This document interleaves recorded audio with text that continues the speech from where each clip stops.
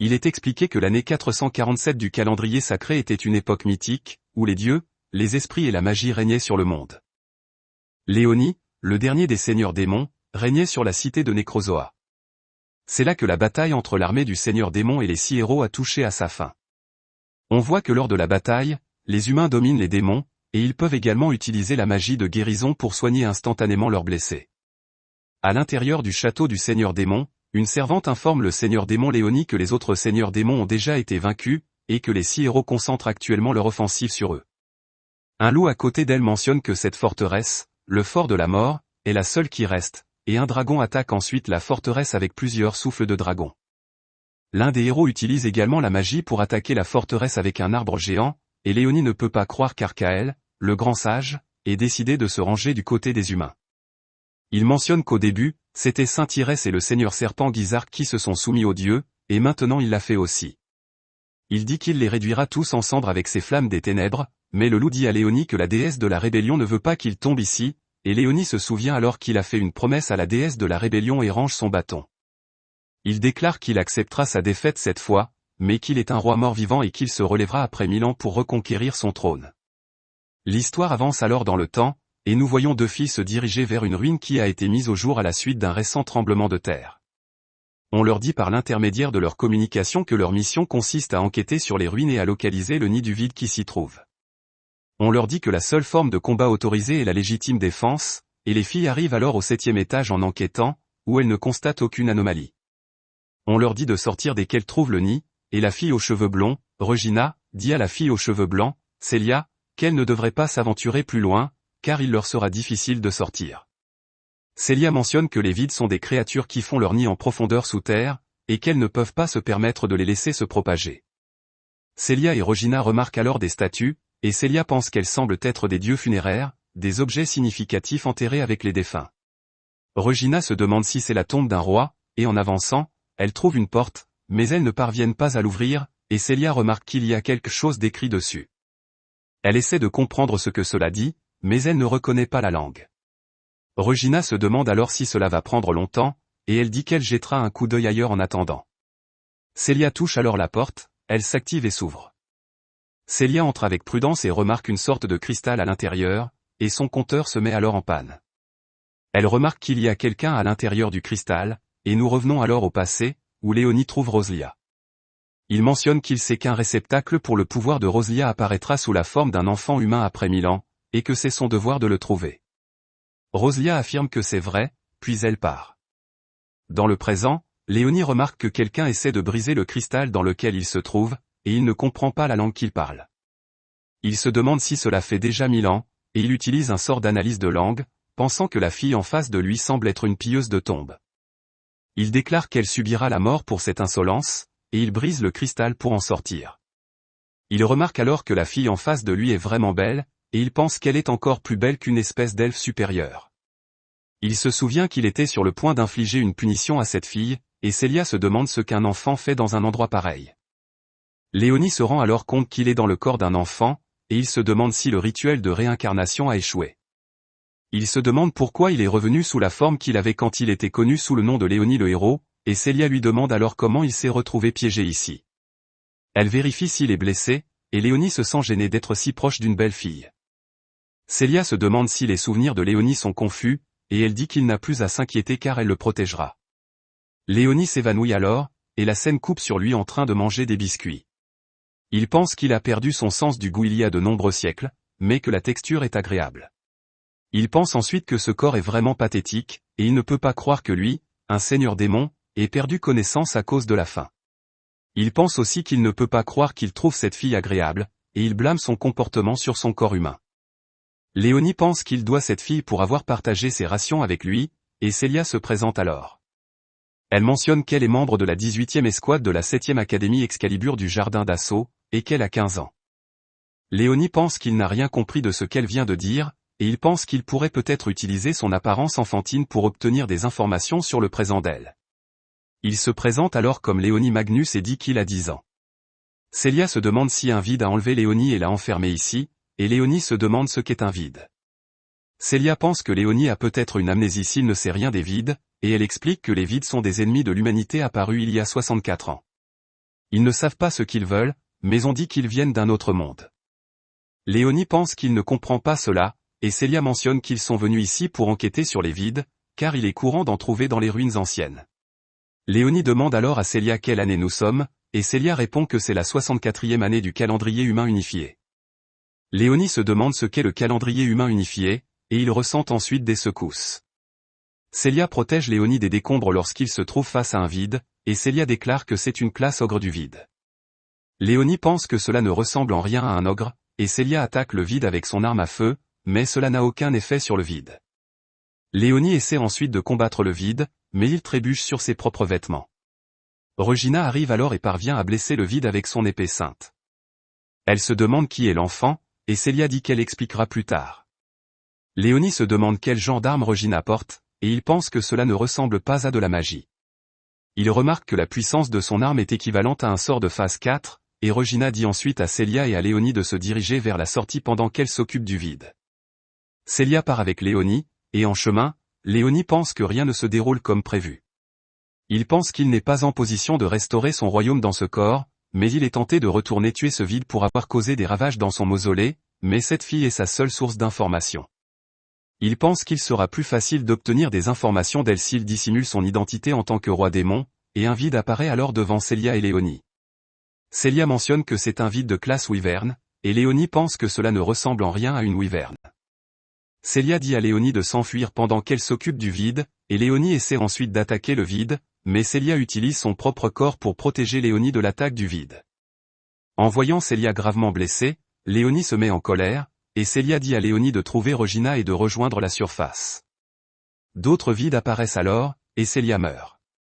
Léonie se souvient alors du moment où il a rencontré Roselia pour la première fois, et dans le présent, il est en colère contre les vides pour avoir tué Célia alors qu'il l'a laissé vivre pour son propre amusement.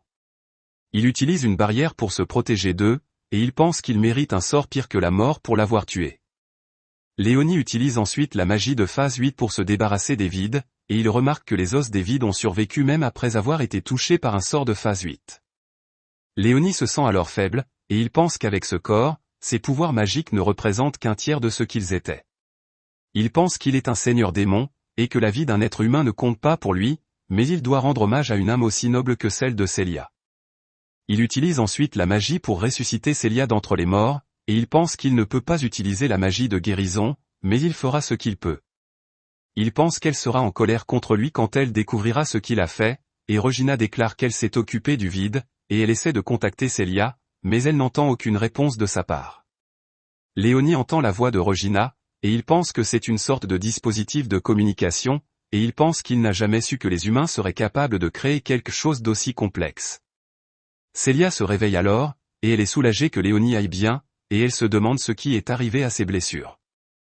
Léonie mentionne qu'elles n'étaient pas aussi graves qu'elles en avaient l'air, et il déclare qu'il a utilisé la sorcellerie de guérison sur elle.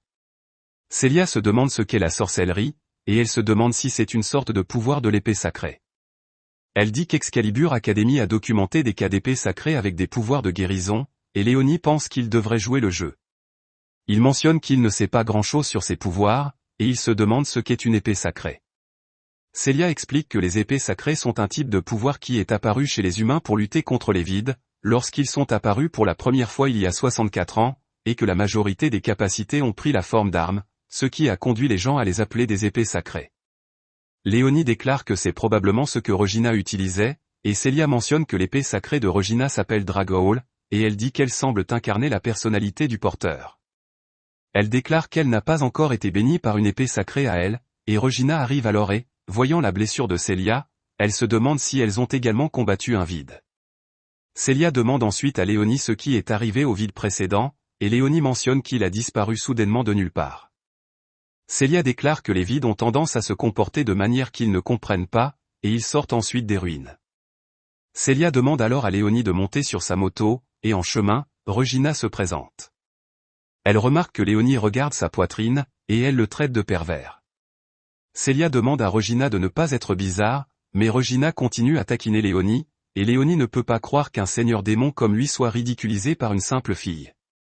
Ils arrivent ensuite à destination, et Célia mentionne que c'est le 7e jardin d'assaut, le dernier bastion de l'humanité, construit dans le but de résister au vide. L'histoire remonte 6 ans en arrière, et nous voyons qu'un grand nombre de vides ont attaqué le deuxième jardin d'assaut. Les chevaliers sacrés combattent les vides, et certaines personnes sont mises à l'abri dans un abri. Nous voyons que Célia et Regina sont parmi ces personnes, et Regina a peur en entendant tous les tirs de canon dehors. Célia assure à Regina que tout ira bien car son père se bat et commande tout le monde en première ligne, et Regina déclare que c'est la première fois qu'elle voit autant de vides en même temps. Célia parle alors de sa mère et du reste de sa famille, et elle assure à Regina qu'ils vont bien.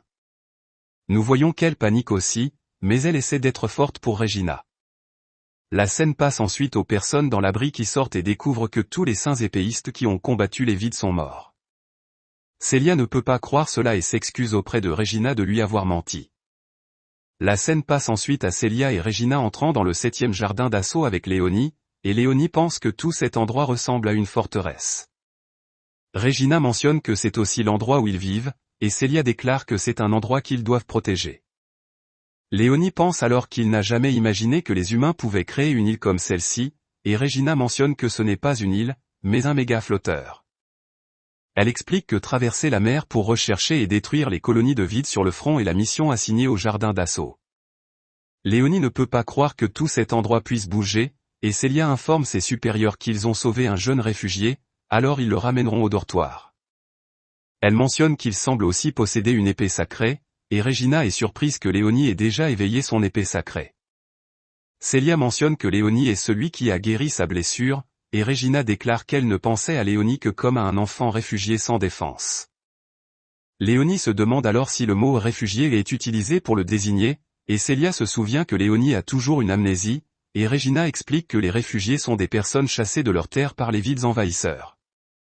Célia déclare que la recherche des réfugiés dans divers pays est également l'une des missions des jardins d'assaut. Célia mentionne ensuite que Léonie n'a pas besoin de s'inquiéter, car il vivra avec eux à l'Académie Excalibur. Elle explique que l'Académie Excalibur est une institution éducative pour les personnes capables d'utiliser des épées sacrées.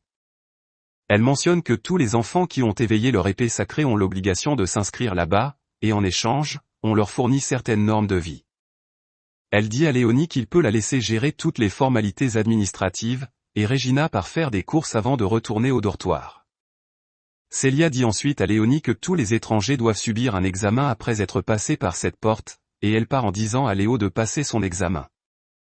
Léo passe ensuite la porte, et il pense que son plan était de reconstruire son armée démoniaque et d'abattre l'humanité, mais il ne s'attendait pas à ce que les humains fassent des progrès fulgurants, et il ne s'attendait pas non plus à ce que ces choses vides apparaissent. Léonie convoque alors ses serviteurs nommés Blackus et Chéri, et il mentionne que cela fait longtemps. Blackus se demande comment le seigneur démon en est arrivé à ressembler à ça, et Léonie mentionne que le rituel de réincarnation ne s'est pas déroulé comme prévu. Il mentionne qu'il a été ramené sous forme humaine des anciens jours, et Chéri mentionne qu'elle trouve l'apparence actuelle de Léonie adorable. Léonie se demande si Chéri se moque de lui, et Chéri s'excuse auprès de lui. Léonie leur explique alors que c'est une île artificielle créée par les humains, et il mentionne que c'est leur 7e forteresse mobile, ce qui signifie qu'il y en a 6 de plus comme celle-ci. Chéri mentionne qu'elle a du mal à croire que les humains aient pu construire quelque chose d'aussi complexe, et Léonie mentionne que ce monde est radicalement différent de ce qu'il avait imaginé avant d'être réincarné. Il mentionne qu'avant de tenter de reconstruire son armée, ils doivent analyser la force actuelle de l'humanité, et il veut que les deux enquêtent sur cet endroit. Il mentionne que la sorcellerie semble avoir disparu à cette époque, donc utiliser des sorts peut éveiller des soupçons, et il leur demande d'être prudents. Chéri se demande ce que Léonie fera en attendant, et Léonie déclare qu'il s'infiltrera dans l'installation éducative militaire des humains, car sa forme actuelle n'a pas besoin de nourriture ni d'autres nécessités pour survivre. Chéri pense que Léonie va profiter des humains, et elle pense qu'elle aurait aimé être celle qui s'occuperait de lui dans sa forme actuelle.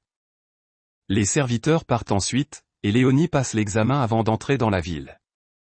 Lors de l'examen, il le scanne et le désinfecte, et à la prochaine étape de l'examen, des alarmes se déclenchent, mais elles s'arrêtent dès que Léonie réprime sa mana. Léonie termine ensuite l'examen et obtient une carte d'identité. Célia prend la carte et mentionne qu'elle a maintenant tout ce dont elle a besoin pour planifier l'enquête sur l'épée sacrée de Léonie, et elle explique que lorsque quelqu'un s'inscrit à l'académie, il doit enregistrer les propriétés de son épée sacrée.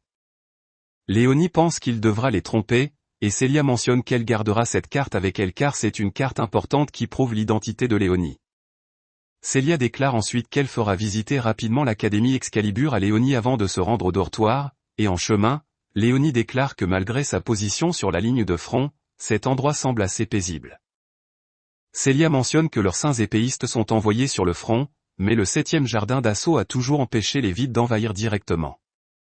Célia montre ensuite à Léonie la tour de commandement centrale de l'Académie Excalibur, et elle mentionne que c'est la pierre angulaire de cette ville, et que tous les affaires militaires y sont traitées. Léonie pense que ce bâtiment est encore plus grand que son château d'Essolde, et Célia montre ensuite à Léonie les autres installations de l'Académie Excalibur. Elle mentionne qu'il y a plus d'installations dans l'Académie, et elle précise qu'il y a aussi un bain et une salle de danse. Léonie se demande à quoi servent ces installations, et Célia mentionne que les épées sacrées sont des armes qui naissent du cœur du maître d'armes, et que le maître d'armes ne peut pas utiliser tout son pouvoir s'il est découragé. Célia précise qu'ils avaient aussi une installation pour les exercices militaires dans le 2e jardin d'assaut par le passé, mais qu'elle n'était pas très efficace. Léonie pense que cela ne ressemble pas à une installation éducative classique, et Célia montre ensuite à Léonie l'endroit où se déroulera son enquête sur l'épée sacrée demain. Célia commence alors à se sentir un peu mal, et Léonie se demande si elle va bien. Célia déclare qu'elle va bien et pense qu'elle aussi a besoin de s'entraîner après s'être reposée un peu, car elle doit obtenir son épée sacrée le plus tôt possible. Léonie pense alors qu'il est étrange que cette fille qui n'a même pas le pouvoir d'une épée sacrée soit inscrite dans une académie militaire, et il tombe alors sur un homme nommé Muselrod. Musel remarque la cicatrice sur Célia et se demande si Célia a volontairement accepté une autre mission d'enquête pour laquelle elle n'est pas adaptée. Célia dit à Léonie qu'ils devraient partir, mais Musel ne leur permet pas de partir et se demande qui est ce petit gars, et si Célia fait aussi de la garde d'enfants maintenant. Célia mentionne que ce garçon est un saint épéiste, et Musel ne peut pas croire cela. Léonie pense qu'il est naturel que Musel le méprise, alors il laissera passer cela, et Musel demande ensuite à Célia de cesser de se casser le dos et de rejoindre simplement son peloton. Il mentionne que si Célia rejoint un peloton en haut de la hiérarchie, elle n'aura pas à s'inquiéter d'être renvoyée de l'académie, et il est prêt à l'accepter même si elle ne peut pas manifester son épée sacrée malgré son sang. Léonie réalise alors que la lignée de Célia a suscité de grandes attentes, mais elle n'a pas pu y répondre. Musel dit que Célia n'a qu'à devenir l'une de ses poupées, et Léonie se demande si Musel contrôle les autres filles avec lui, en utilisant une sorte de pouvoir d'épée sacrée, et Célia mentionne qu'elle n'est pas intéressée et essaie de partir, mais Musel lui attrape les cheveux. Cela met Léonie en colère, et il utilise sa magie pour faire se prosterner Musel, et il lui murmure à l'oreille qu'il veillera à ce que Musel ne touche plus jamais aux cheveux de Célia. Musel active alors son épée sacrée, et une fille nommée Elphine arrive, et elle mentionne que l'utilisation d'épées sacrées pour les conflits personnels est interdite. Elle mentionne que cette zone fait partie des dortoirs des filles, et elle demande à Musel de partir immédiatement où elle enverra les images à l'administration. Musel part alors, et Elphine pense que ce doit être le garçon qu'ils ont trouvé dans les ruines, et elle se présente comme Elphine Filet. Elle mentionne qu'elle est membre du peloton de Célia, et qu'elle est chargée de l'analyse des données. Léonie se demande alors si ces sphères sont aussi une sorte d'épée sacrée, et il pense qu'elles ont différentes formes et tailles. Elphine s'excuse ensuite auprès de Célia de ne pas avoir pu l'accompagner dans la mission d'aujourd'hui, et elle dit que cela lui a pris plus de temps pour traiter les données demandées pour le bureau de l'administration. Célia commence alors à se sentir mal à nouveau, et Léonie pense qu'elle s'approche de l'épuisement. Célia emmène ensuite Léonie à ses dortoirs, et Léonie pense que ce bâtiment semble un peu plus vieux que les autres dortoirs. Célia explique que les quartiers sont attribués en fonction des réalisations d'un peloton, et Léonie se demande ce qu'est un peloton. Célia explique que c'est une unité de combat composée de saints épéistes. Elle mentionne que cette académie fonctionne sur un système de mérite, donc les pelotons de rang supérieur ont des dortoirs plus récents. Célia remarque ensuite que Régine adore, et elle pense que cela était prévisible, car utiliser une épée sacrée épuise beaucoup. Léonie se demande alors si les portes ici ont des serrures, et Célia déclare que non. Léonie se demande alors si cela ne pose pas de problème qu'il soit dans les dortoirs des filles, et Célia déclare que c'est bien car Léonie n'est qu'un enfant. Célia mentionne qu'ils iront à la cafétéria de l'académie après avoir pris un bain, et elle dit à Léonie d'aller prendre son bain en premier. Léonie se déshabille ensuite dans la salle de bain, et Célia se demande si Léonie aimerait rejoindre leur peloton après s'être inscrit à l'académie. Léonie éternue alors, et Célia mentionne qu'ils en parleront plus tard. Léonie prend ensuite un bain, et il est émerveillé en voyant de nouveaux types de technologies dans le bain. Célia entre ensuite dans le bain, et elle déclare que Léonie doit utiliser le shampoing sur ses cheveux et non le savon. Léonie se demande ce qu'elle fait ici, et Célia est surprise que Léonie soit timide d'être vue nue, et elle mentionne qu'elle va frotter Léonie. Tout en frottant, Célia mentionne que Léonie est libre de rejoindre n'importe quel peloton qu'il veut, et elle déclare que les épées sacrées qui peuvent guérir sont précieuses, donc Léonie recevra de nombreuses offres. Pendant ce temps, dans son peloton, elle n'a toujours pas éveillé son épée sacrée, il y a donc peu de raisons pour Léonie de choisir leur peloton, mais s'il est toujours intéressé malgré cela, elle serait ravie de l'accueillir. Léonie se demande pourquoi Célia est si déterminée à se mettre en danger, et Célia déclare qu'elle ne veut pas être protégée, et elle veut se battre elle-même. Célia se sent alors faible, tombe et Léonie la relève, et elle lui permet de boire son sang. Célia reprend alors ses esprits et se demande pourquoi elle a fait ça. Léonie dit ensuite à Célia que plus tôt, quand il a dit qu'il l'avait guérie avec le pouvoir de son épée sacrée, il mentait, et il déclare qu'il n'a pas le pouvoir de ressusciter les morts. Célia déclare qu'elle ne comprend pas, et Léonie déclare que la personne nommée Célia est morte. L'histoire revient ensuite en arrière de 2 ans, et nous voyons que Célia utilise une épée pour combattre des robots, mais elle n'est pas de taille contre eux. Regina s'inquiète pour elle en voyant cela. Célia pense que les techniques que sa sœur lui a enseignées sont enfouies dans sa mémoire, et si les épées sacrées sont des manifestations de l'âme, la sienne devrait prendre la forme d'une épée. Musel arrive alors et arrête les robots, disant à Célia qu'il n'y a aucun intérêt à s'entraîner ainsi. Il affirme qu'elle devrait simplement accepter son offre de rejoindre son peloton et se demande combien de temps elle va rester aussi têtue, car elle n'a même pas d'épée sacrée. Regina utilise alors son épée sacrée pour faire fuir Musel, et Musel part. Regina dit alors à Célia qu'elle sait que Célia va rapidement venir à bout de types comme eux quand elle obtiendra son épée sacrée, mais Célia mentionne que ce n'est pas la raison pour laquelle elle veut une épée sacrée. L'histoire revient ensuite au présent, et Célia se réveille dans son lit. Elle se demande comment elle est arrivée ici depuis la salle de bain, et Léonie mentionne qu'il l'a transportée ici. Célia demande alors à Léonie qui il est réellement, et Léonie mentionne qu'il est la réincarnation d'un sorcier ancien. Il explique qu'autrefois, la magie était une compétence que les gens maîtrisaient eux-mêmes, et que c'est cette même sorcellerie qu'il a ressuscité en tant que l'une de ses serviteurs. Il mentionne qu'il a utilisé un sort de niveau 10 appelé Créer un mort-vivant ancien, et elle est maintenant une reine vampire, le type le plus prestigieux de mort-vivant. Il explique que son état affaibli d'hier était dû à un mana insuffisant, et c'est pourquoi elle avait besoin de son sang. Il mentionne que c'était une réaction naturelle car elle devait reconstituer son réserve de mana, et Célia pense que Léonie ne plaisantait pas quand il a dit qu'elle était morte. Célia raconte alors un peu sa propre histoire et explique qu'elle a été attaquée par les vides à l'âge de 9 ans lors d'une éruption à grande échelle appelée Stampedade. Elle mentionne que tous les membres de sa famille étaient des épéistes sacrés et qu'ils se battaient pour protéger les habitants de la ville, mais ils sont tous morts. Elle et Regina ont survécu dans un abri, et l'Académie Excalibur les a prises en charge. Elle explique que devenir épéiste sacré est dans son sang, et elle pensait que combattre les vides accélérerait le processus d'éveil. C'était sa raison de participer à des missions dangereuses, mais elle n'a pas réussi à répondre à leurs attentes. Célia se demande ensuite si elle peut encore être bénie d'une épée sacrée, et Léonie mentionne qu'il ne le sait pas, mais elle sera maintenant beaucoup plus puissante qu'auparavant. Célia espère que Léonie a raison, et le ventre de Léonie grogne. Célia se souvient que Léonie n'a rien mangé depuis la veille au soir, et la scène les montre dans la cafétéria. Célia pense qu'elle n'a pas beaucoup d'appétit et se demande si elle peut encore manger de la nourriture.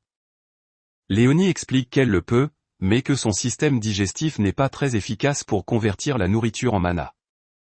Célia demande ensuite à Léonie ce qu'il va manger, et Léonie explique qu'il prendra une pâtisserie car il ne reconnaît pas la plupart des articles du menu. Léonie mentionne ensuite qu'il paiera lui-même son repas et essaie de donner une pièce d'or à Célia, qui se demande ce que c'est.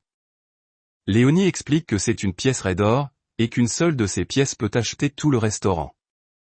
Célia mentionne qu'elle ne peut pas l'utiliser car le jardin d'assaut n'accepte que des crédits comme moyen de paiement. Léonie se demande s'il leur devrait tout de même avoir de la valeur, même s'il ne peut pas être utilisé comme monnaie. Célia explique que ce n'est pas le cas, et qu'un argent forgé alchimiquement est bien plus précieux. Léonie se demande alors si les 2000 pièces qu'il a mises de côté pour reconstruire son royaume sont essentiellement sans valeur, et il remarque ensuite que des videurs embêtent une fille pour de l'argent. La fille leur demande d'attendre jusqu'à ce qu'elle reçoive son chèque de paie la semaine suivante, mais les videurs commencent à mal se comporter avec elle, et la fille leur donne une leçon à l'aide de son épée. Elle leur dit de revenir la semaine prochaine, et les videurs partent. En voyant cela, Léonie pense que la fille est très habile avec l'épée, et Célia demande à la fille nommée Sakuya qui étaient ces gars. Sakuya mentionne qu'ils étaient des videurs du casino qu'elle a visité hier et s'excuse de ne pas avoir pu accompagner Célia dans sa mission d'hier. Elle explique qu'elle est allée au casino dans l'espoir de faire fortune et qu'elle est donc actuellement à sec. Sakuya remarque ensuite Léonie et se demande si c'est le gamin avec l'épée sacrée, et Célia pense que Sakuya a dû entendre parler de cela par Elphine. Célia dit alors à Léonie que Sakuya est l'attaquante de pointe de leur peloton, même en tant que nouvelle venue, elle a tué plusieurs vides toute seule. Célia achète ensuite le déjeuner pour Léonie et Sakuya, et il la remercie. Léonie mentionne que les vêtements de Sakuya semblent différents de l'uniforme traditionnel de l'académie, et Sakuya explique que c'est une tenue traditionnelle d'Ouran, sa terre natale. Elle dit que c'est un souvenir de sa sœur et que tout son clan a été décimé par les vides, alors elle a décidé de se consacrer à tuer ces créatures. Quelques filles arrivent ensuite, et on découvre que Sakuya leur doit de l'argent aussi. La scène passe ensuite à une femme nommée Diglas Alto disant à Léonie qu'elle conduira son interrogatoire aujourd'hui. Elle mentionne qu'elle est là uniquement pour déterminer le type d'épée sacrée de Léonie, et elle lui demande de lui montrer son épée sacrée. Léonie sort alors son bâton, et Diglas se demande de quel type d'épée sacrée il s'agit. Léonie explique que c'est un type de soutien, et il se demande ce que sont ces robots. Diglas explique que ce sont des simulateurs de vide et que Léonie va devoir les combattre. Léonie bat facilement tous les simulateurs de vide, et Diglas est surprise de voir cela. Léonie pense qu'il a voulu se retenir un peu, et Diglas pense qu'un type de soutien de l'épée sacrée ne devrait pas être capable de ça. Elle estime que cela nécessite une enquête approfondie et mentionne qu'elle doit préparer un simulateur alternatif. Nuzel arrive alors et dit que Diglas peut le laisser combattre Léonie à la place. Il affirme qu'il a les qualifications nécessaires pour gérer cet interrogatoire, et Léonie se demande si Nuzel va remplacer cette montagne de déchets. Nuzel et son peloton équipent alors leurs épées sacrées, et Célia pense que se battre à 4 contre 1 est totalement injuste. Nuzel explique que ce n'est pas injuste car il contrôle ses filles grâce au pouvoir de son épée sacrée, et Léonie se dit qu'il devra simplement les vaincre tous. Célia déclare qu'elle va également se battre aux côtés de Léonie en tant que sa gardienne, et Diglas l'autorise. Nuzel explique qu'il a une condition pour laisser Célia combattre, et il dit que si elle perd, elle devra rejoindre son peloton. Léonie accepte, mais demande à Nuzel de jurer qu'il ne s'en prendra plus jamais à Célia s'il perd. Nuzel accepte, et Célia emprunte une épée pour le combat. Diglas mentionne ensuite que la première personne à se rendre ou à perdre connaissance sera la perdante, et le combat commence. Célia croise le fer avec 2 des filles de Nuzel en premier, et Léonie pense que ce niveau de compétence ne provient pas seulement de la transformation en vampire de Célia. Il pense qu'elle a dû s'entraîner dur, et l'une des filles va combattre Léonie, mais Léonie parvient à la tenir en échec en utilisant sa magie. Célia se demande si Nuzel va simplement se cacher derrière ses filles, et Regina arrive également et dit qu'elle a trop dormi. Elle remarque ensuite Célia en train de combattre le peloton de Nuzel et se demande ce qui se passe. Célia élimine ensuite toutes les filles du peloton de Nuzel et affronte Nuzel, mais Nuzel parvient à la paralyser en utilisant son épée sacrée. Nuzel désarme alors Célia et dit qu'il s'occupera d'elle après s'être débarrassé de ce gamin. Toute l'équipe de Nuzel entoure ensuite Léonie, et Célia pense qu'elle doit protéger Léonie. Son désir de protéger Léonie l'aide alors à manifester son épée sacrée, ce qui surprend tout le monde. Célia utilise ensuite son épée sacrée pour vaincre Nuzel, qui se rend. Regina est heureuse de voir que Célia a finalement réussi à éveiller son épée sacrée. La scène se coupe alors à Célia remerciant Léonie, et Léonie mentionne que Célia n'a pas besoin de le remercier, car elle est l'une de ses serviteurs. Célia demande alors à Léonie ce qu'est une servante, et Léonie explique que les serviteurs existent pour protéger leur maître. Célia promet de protéger Léonie en tant que sa grande sœur, mais elle veut aussi que Léonie la rende plus forte. Léonie dit qu'il le fera, et la nuit, leur peloton célèbre l'éveil de l'épée sacrée de Célia et l'adhésion de Léonie à leur peloton. Elphina et les autres sont heureux pour Célia et se demandent quel genre d'épée sacrée Célia a obtenu. Célia explique que c'est une épée légère avec une lame tranchante. Sakuya suggère ensuite quelques noms pour l'épée, mais Célia mentionne qu'elle n'a pas encore vu le vrai potentiel de l'épée, alors elle met le nom en attente. Elphina dit ensuite à Léonie de passer dans sa chambre plus tard, car elle doit télécharger ses données personnelles dans le réseau de l'académie, et Sakuya se demande où Léonie va rester. Elle mentionne que toutes les chambres supplémentaires sont actuellement utilisées pour le stockage, et Regina dit que Léonie peut rester avec elle. Les autres filles invitent également Léonie à rester dans leur chambre, mais Célia mentionne que Léonie restera dans sa chambre. Les autres acceptent, et Léonie pense que le partage d'une chambre facilitera la conservation de leurs secrets les uns pour les autres. La scène se coupe ensuite à Elphina analysant Léonie avec ses orbes, et Léonie se demande si ce sont les épées sacrées d'Elphina. Elphina explique quelles le sont et quels sont appelés les lieux de la sorcière. Elle mentionne que pour l'instant, leur principale capacité inclut la collecte, l'analyse et la transmission de données, et elle dit qu'elle était auparavant une attaquante chargée de fournir de la puissance de feu dans son ancien peloton. Mais lors d'une de leurs missions, elle a vu 2 de ses amis se faire tuer par des vides, et depuis lors, son épée sacrée a perdu ses capacités d'origine. Elle explique qu'elle ne pouvait plus se battre, mais Célia l'a quand même invitée dans ce peloton. Elphina termine alors de collecter les données de Léonie, et Léonie remarque une carte. Voyant son intérêt, Elphina lui donne une tablette avec la carte. La scène se coupe alors à Léonie regardant la carte et pensant qu'il se trouve actuellement dans les terres désolées de Sidon. En regardant la carte, il découvre une corrélation entre les éruptions de vide et les lieux de batailles anciennes.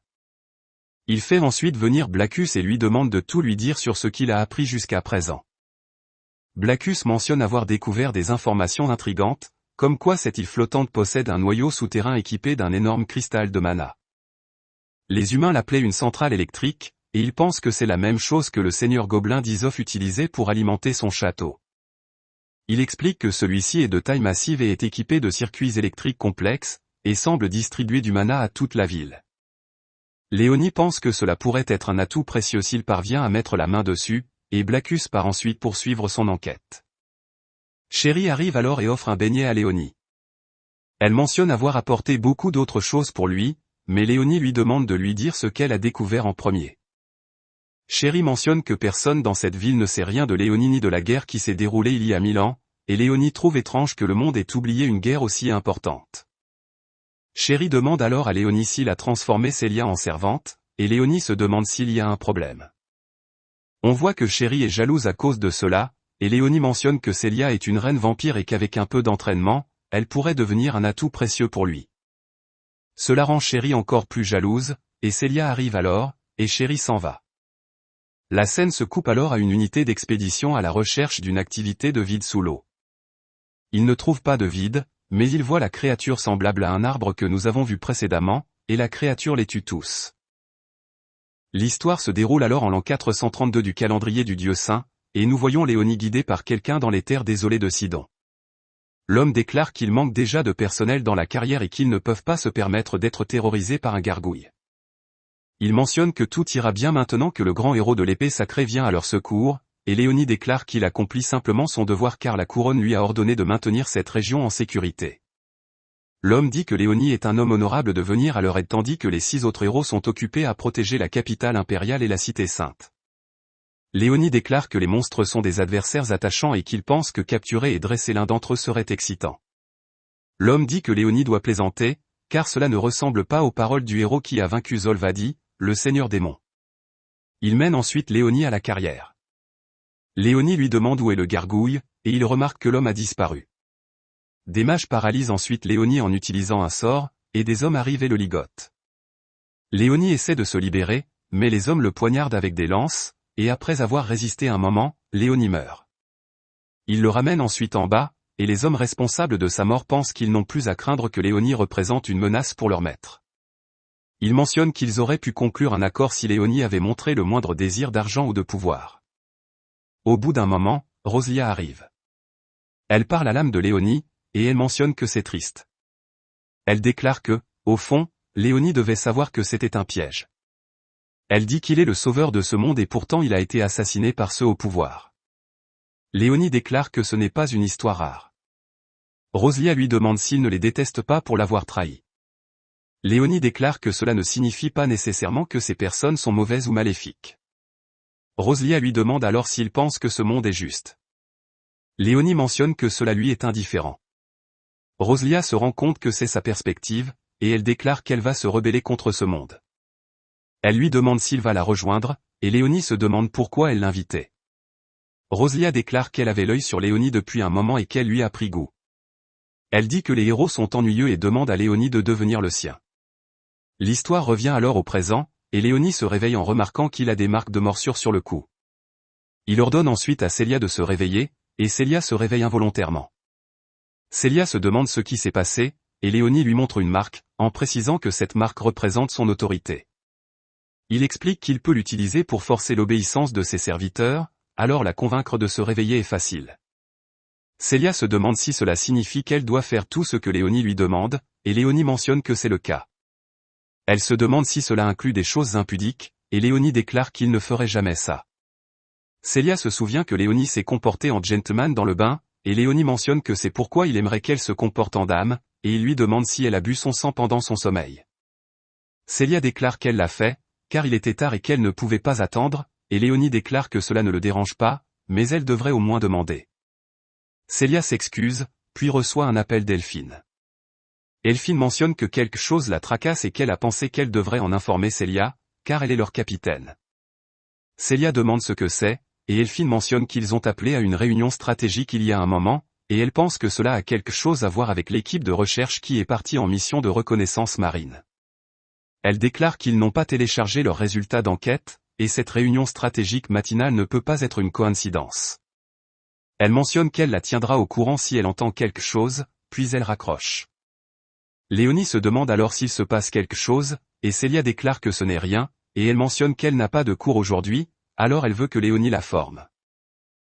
La scène passe ensuite à la réunion dont a parlé Elphine, et le commandant par intérim du 7e jardin d'assaut, nommé Kartoro Nekeo, découvre que les communications avec la 13e équipe se sont interrompues dans le secteur de l'Ancre 4 il y a environ 11 heures.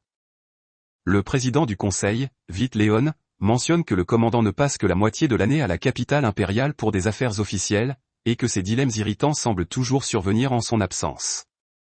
Un des chercheurs mentionne qu'ils ont détecté une activité de vie dans la zone en question, mais qu'elle a disparu en seulement 3 secondes. Le commandant divisionnaire, Gillian Cooper, déclare que ce n'est pas rare que les vides disparaissent ou se cristallisent après avoir couru en rampant, mais 3 secondes, c'est beaucoup trop rapide. Il se demande si les capteurs ont mal fonctionné, et les chercheurs déclarent que ce n'était pas le cas, et ils mentionnent qu'ils ont également des images. Kartoro pense que cela ressemble aux racines d'un arbre, et Gillian se demande s'il s'agit d'une nouvelle espèce de vide ou d'un seigneur du vide. Vite lui demande s'il a des preuves que c'est un seigneur du vide, et Gillian déclare que ce n'est que de la conjecture. Vite mentionne qu'un seigneur du vide est synonyme de ruée, et il déclare qu'il ne devrait pas oublier la tragédie survenue il y a 6 ans lorsque les vides ont attaqué le 3e jardin d'assaut. Gillian mentionne que cette tragédie est la raison pour laquelle ils ont renforcé les capacités défensives du 7e jardin d'assaut, et l'adjudant militaire Baldur Valéry déclare que les civils ont également pris l'habitude de s'entraîner régulièrement aux exercices. Vite déclare que le quartier des demi-humains regorge de personnes qui méprisent la domination de l'Empire, et il se demande si Baldur est sûr qu'ils ne tenteront pas d'induire la panique. Il déclare qu'il devrait déplacer la ville s'il y a une possibilité de ruée, et Gillian déclare qu'il ne peut pas être d'accord avec cela car les jardins d'assaut ont été créés pour combattre les vides. Kartoro mentionne ensuite que le commandant a pris sa décision et qu'il souhaite qu'il lance immédiatement une enquête de suivi. Gillian comprend, et il déclare qu'il va constituer un escadron de reconnaissance composé de leurs 3 meilleures escouades. La scène coupe ensuite à Célia en train de s'entraîner, et elle combat des robots d'entraînement. Elle peut facilement les affronter, et Léonie déclare que sa technique est impressionnante. Il se demande si elle a pris des leçons d'escrime, et Célia déclare qu'elle a appris de sa famille quand elle était petite, mais elle a été autodidacte depuis son arrivée à l'académie, bien qu'elle ne puisse pas rivaliser avec Sakuya. Léonie déclare que le véritable potentiel d'une reine vampire réside dans son approvisionnement en mana, et il mentionne qu'il lui enseignera un jour la sorcellerie. Il déclare que leur meilleure option serait d'en faire une épéiste magicienne, et il mentionne qu'il préparera des adversaires pratiques pour elle. Il érige ensuite une barrière autour d'eux et invoque certains de ses serviteurs de rang inférieur. Il déclare que Célia peut se donner à fond contre eux, et Célia se bat ensuite contre les serviteurs. Elle parvient à les vaincre facilement, et Léonie continue à en invoquer d'autres. Au bout d'un moment, Célia se fatigue, et Léonie déclare qu'il devrait en rester là pour aujourd'hui. Il utilise la magie pour se débarrasser de tous ses serviteurs morts, et Célia remercie Léonie. Elle lui demande de lui offrir un repas en remerciement, et elle mentionne qu'elle connaît un bon restaurant. Léonie déclare qu'il ne peut pas la solliciter tout le temps, mais son estomac gargouille. La scène coupe ensuite à l'assaut du jardin, commençant sa mission de reconnaissance, et nous voyons ensuite Sakuya rentrer au dortoir. Nous découvrons qu'elle a gagné son pari au casino aujourd'hui, et elle remarque ensuite Blackus assis devant le dortoir. Elle remarque qu'il n'a pas de collier, ce qui signifie qu'il n'appartient à personne, et elle le nomme Monsieur Fluffy Wuffy Blackfur. Elle lui donne les choses qu'elle a achetées avec ses gains au casino et mentionne qu'il peut les manger s'il a faim, puis elle part. Regina arrive ensuite dans la chambre d'Elphine, et elle demande à Elphine de goûter la pâte des petits pains de patates douces qu'elle prépare. Elphine pense que c'est parfait, et Sakuya entre ensuite dans la chambre et parle du chien qu'elle a rencontré récemment. Elle mentionne qu'elle le présentera à leurs amis à un moment donné, puis elle prend l'autre tasse de pâte pour la manger car elle a faim. Regina se demande pourquoi Elphine porte son uniforme scolaire un jour de congé, et Elphine déclare que c'est par précaution pour être prête à répondre à l'appel de leur professeur à tout moment. Elle explique qu'on lui a confié la tâche de recueillir et d'analyser des informations, et elle mentionne que l'escouade qui est partie en mission de reconnaissance marine n'est toujours pas revenue, alors ils ont envoyé une escouade de reconnaissance. Elphine demande ensuite à Regina si elle sait ce que fait Celia, et Regina déclare qu'elle doit faire ce qu'elle fait les jours de congé. Ensuite, nous voyons que Chéri a commencé à travailler dans un magasin pour gagner de l'argent afin de pouvoir acheter des sucreries pour Léonie, et le propriétaire du magasin lui demande de couper des pommes de terre, mais elle coupe les ustensiles avec les pommes de terre. Le propriétaire lui demande alors de simplement balayer le trottoir, et elle remarque Léonie et Célia passer devant le magasin lorsqu'elle essaie de sortir. Elle se cache d'eux, et Célia achète ensuite des beignets dans le magasin, puis ils partent. Chéri se demande où ils vont, et la scène passe ensuite à eux au restaurant, et Léonie se demande si c'est l'endroit dont Célia parlait. Quelques enfants sortent alors et saluent Célia, et Léonie se demande ce qui se passe. Célia déclare que cet endroit est un restaurant, mais c'est aussi la maison de ses enfants. Elle demande à Léonie d'être gentille avec eux, car ils ont à peu près son âge, et Léonie pense que ses enfants sont des orphelins comme lui. Ils pensent que leur vie est différente de la sienne, et ils entrent ensuite à l'intérieur. Célia parle alors aux enfants, et l'un d'eux soulève sa jupe. Léonie essaie de lui donner une leçon, mais Célia lui demande de se calmer car c'est juste une plaisanterie d'enfant. La propriétaire du restaurant, nommée Frenia, arrive alors et se demande qui est ce garçon. Célia présente Léonie comme le garçon qu'elle a trouvé dans les ruines, et elle déclare qu'il est aussi un saint épéiste. Les enfants pensent que c'est génial, et ils entourent Léonie, ce qui le met mal à l'aise. Célia mentionne ensuite qu'elle a apporté des beignets pour tout le monde, et Frenia dit aux enfants qu'ils les auront au goûter plus tard. Léonie remarque alors que Célia s'amuse ici, et il pense que c'est probablement l'endroit qu'elle veut protéger. Il pense qu'il n'a plus d'endroit à protéger en pensant à son château, et la scène coupe ensuite à l'équipe de reconnaissance qui remarque qu'il n'y a rien à l'emplacement spécifié. Sakuya et Elphine ressentent ensuite des secousses, ce qui les inquiète, et Sakuya déclare qu'elle se sent mal à l'aise. La scène passe ensuite à des travailleurs qui vont vérifier les réserves alimentaires du jardin d'assaut, et ils remarquent que le garde-manger est rempli de racines.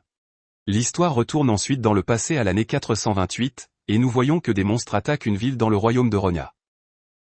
La femme que nous avons vue au début, nommée Tyrès Resurrexia, déclare alors qu'attendre Shadrach et les autres n'est pas une option.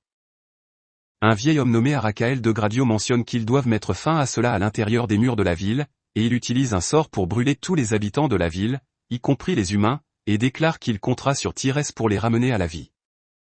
Arakael mentionne que les habitants de la ville peuvent être ramenés à la vie, alors les brûler avec les monstres est le chemin le plus logique. Léonie, âgée de 12 ans, ne peut supporter de regarder cela et utilise son épée pour détruire le sort d'Arakael. Il déclare que tuer toute une ville et les ramener à la vie serait fastidieux, et il part tuer les monstres. Les habitants de la ville le remarquent en train de combattre les monstres, et après les avoir tous vaincus, ils l'acclament. Arakael pense alors que le héros de l'épée sacrée, Léonie, est dangereux, et qu'un jour ce pouvoir à lui creusera sa propre tombe. De retour au présent, nous voyons que le vide en forme d'arbre est entré dans le jardin d'assaut, tandis que les gens dans la salle de contrôle se demandent où le vide a pu aller. Gillian déclare qu'il pourrait s'être à nouveau cristallisé et qu'ils doivent le trouver et l'éliminer avant qu'il ne se manifeste à nouveau. Diglas mentionne ensuite qu'une sainte épéiste de la 18e escouade aimerait partager les résultats de son enquête avec eux, et entendant la désignation à 2 chiffres, Vite pense qu'elle doit être une étudiante. Diglas déclare qu'elle est exceptionnellement douée pour la recherche et l'analyse des données, et qu'elle est la fille de la famille Fillette. Baldur réalise qu'elle est de la fondation Fillette et se demande ce qu'elle fait dans le 7e jardin d'assaut. Vite mentionne que son père a été un ajout précieux à son conseil de développement des armes, et déclare qu'il devrait l'écouter. Diglas la met ensuite en communication avec Elfine et lui demande de commencer. Elfine mentionne qu'il y a quelques minutes, elle a détecté des micro-vibrations localisées dans le bloc 62 de la zone d'accès contrôlée sous le jardin d'assaut, et en même temps et au même endroit, elle a également détecté des formes d'ondes de mana aux caractéristiques distinctes. Après les avoir amplifiées et enlevé le bruit de fond, elle a conclu qu'elles ne correspondent à aucun type de dispositif magique, et elle a également observé des fluctuations de la masse spatiale qui ont entraîné des perturbations dans le champ magnétique, créant des pannes dans les réseaux mobiles. Elle a observé le même phénomène dans le bloc 59 quelques instants plus tard, et en prenant tout en compte, les données suggèrent la présence d'une activité de vide dans le jardin d'assaut. Cartoro et les autres déclarent que cela ne peut pas être, et les chercheurs dans la salle mentionnent que c'est subtil, mais ils détectent des vibrations. Ils disent qu'ils ont reçu des rapports de bruits étranges dans le bloc 59 et qu'ils enquêtent sur la source en ce moment. Vite se demande pourquoi la rétroaction du vide ne s'enregistre pas sur l'échelle de mana, et le chercheur mentionne que c'est parce que le niveau de rétroaction est en dessous du seuil de l'échelle, mais le moment et l'endroit des vibrations correspondent. Gillian se demande comment un vide a pu pénétrer dans le jardin d'assaut, et un chercheur explique qu'il y a des fissures dans l'ensemble du module de flottaison, dans sa conception, et le vide a peut-être glissé dans une fissure. Le chercheur masculin mentionne ensuite qu'il détecte des dommages mineurs à la cloison du bloc 31, et le vide semble être en mouvement à nouveau. Vite se demande pourquoi le vide n'utilise pas la magie, et Elfine déclare qu'il pourrait déguiser ses mouvements intentionnellement pour s'infiltrer plus loin dans la ville. Vite déclare que les vides n'ont pas ce niveau d'intelligence, et Elfine leur demande s'ils ont déjà trouvé un cristal indiquant la disparition de ce vide. Les personnes dans la salle reçoivent ensuite un rapport selon lequel des racines poussent dans le garde-manger. Ils envoient quelqu'un pour enquêter, et de retour dans les dortoirs de la 18e escouade, nous voyons que Regina ne peut pas entrer en contact avec Celia, et Elfine envoie l'un de ses drones à l'endroit où Celia est allée. Regina demande alors à Elfine si des vides ont envahi la ville, et Elfine déclare qu'elle espère qu'il n'y en a pas trop. Elle leur dit d'être prêts à bouger, et nous découvrons que Chéri a disparu de son lieu de travail. Pendant ce temps, au restaurant, nous voyons que les enfants déjeunent, et l'un d'eux nommé Dean demande à Léonie s'il peut voir son épée sacrée. Tessra déclare que Dean ne devrait pas déranger Léonie comme ça, et déclare qu'elle pense que c'est cool que Léonie puisse manier une épée sacrée. Une équipe de soldats arrive ensuite dans le garde-manger et demande des ordres supplémentaires. Les racines deviennent actives et passent à l'offensive, et les soldats ripostent. Baldur déclare qu'il devrait émettre une alerte d'évacuation dès que possible, et Cartoro essaie de joindre le commandant, mais il en est incapable. Gillian déclare qu'il n'y a qu'une seule cible, ils devraient donc pouvoir s'en occuper eux-mêmes, et Baldur convoque une réunion pour préparer les préparatifs. La transmission vidéo depuis le garde-manger est ensuite rétablie, et il découvre que le vide a réussi à s'échapper. Gillian se demande ce qu'est cette chose, et déclare que les attaques des vides sont censées être brèves et isolées. Les chercheurs remarquent ensuite la route que le vide emprunte et découvrent qu'il se dirige vers la centrale électrique. Elfine déclare que si ce vide est un seigneur du vide et parvient à accéder aux énormes réserves d'énergie de la centrale électrique, il pourrait déclencher un raz-de-marée. Cartoro dit alors à tout le monde de protéger la centrale électrique, et Gillian déclare qu'ils ont un système d'interception solide dans la centrale électrique, et envoie également ses hommes là-bas. Le vide entre ensuite dans la centrale électrique, le système de défense est activé, et il tire sur le vide. Les soldats tirent également sur le vide, et Cartoro émet l'ordre de faire passer le jardin d'assaut en mode forteresse, d'évacuer les citoyens dans l'abri et de préparer le personnel militaire pour un raz-de-marée. Tout le monde comprend, et Gillian déclare qu'il installera son poste de commandement dans la salle de commandement, et demande à Diglas de rester ici. La scène coupe ensuite aux enfants dans le restaurant demandant à Léonie de leur montrer son épée sacrée, et Celia déclare que Léonie devrait leur donner un aperçu, car les enfants le demandent gentiment. Léonie déclare alors qu'il traitera ses enfants avec une performance encore plus spectaculaire, et fait effectuer à certaines de ces petites créatures des tours. Les enfants sont dégoûtés en voyant les créatures, et pendant ce temps, les soldats continuent de tirer sur le vide. La salle de la centrale d'interception est détruite, et le vide entre en contact avec la centrale électrique. Les soldats arrêtent de tirer, craignant de toucher la centrale électrique, et le vide puise de l'énergie dans la centrale. La ville passe alors en alerte, et Celia remarque que le jardin d'assaut subit un changement de mode. Elle remarque un grand nombre de vides attaquant le jardin d'assaut, et elle n'arrive pas à croire qu'un raz-de-marée ait lieu ici. La ville termine alors le changement de mode, et il lance un signal d'urgence à haute altitude. Vite déclare qu'il faudra 3 jours pour que l'aide de la capitale arrive, et se demande s'ils pourront tenir aussi longtemps. Douglas déclare qu'ils le doivent, et qu'ils ont bien formé leurs saintes épéistes, et qu'elles ne sont pas si faibles pour admettre la défaite en seulement 3 jours. Nous voyons ensuite que la 18e escouade est quelque part dans la ville, et Regina se demande ce qu'ils devraient faire au sujet de Celia. Elphine déclare qu'on attend d'eux qu'ils défendent leur district assigné en cas d'urgence, et qu'à présent, ils devraient se concentrer sur l'ennemi devant eux. Les défenses de la ville s'activent et les canons automatiques commencent à tirer sur les vides. Sakuya et les autres équipent également leurs épées sacrées, et ils combattent les vides. En voyant cela, Léonie pense que les capacités offensives des humains sont impressionnantes, et Celia déclare qu'elle ne peut pas entrer en contact avec l'Académie. Elle part ensuite pour emmener les enfants à l'abri, et Léonie rencontre Chéri. Elle lui demande comment il aimerait procéder dans cette situation, et Léonie lui demande de protéger les amis de ces créatures. Chéri déclare qu'elle préférerait protéger Léonie, et Léonie lui dit d'arrêter de se plaindre et de partir. Celia essaie alors de guider les enfants vers l'abri, mais Léonie lui demande de ne pas les laisser sortir car c'est dangereux ici. Celia remarque qu'il y a des vides dehors, et elle active son épée sacrée pour les combattre. Léonie pense que Celia n'a pas encore révélé tout son potentiel en tant que reine vampire, et il lui demande si elle a peur.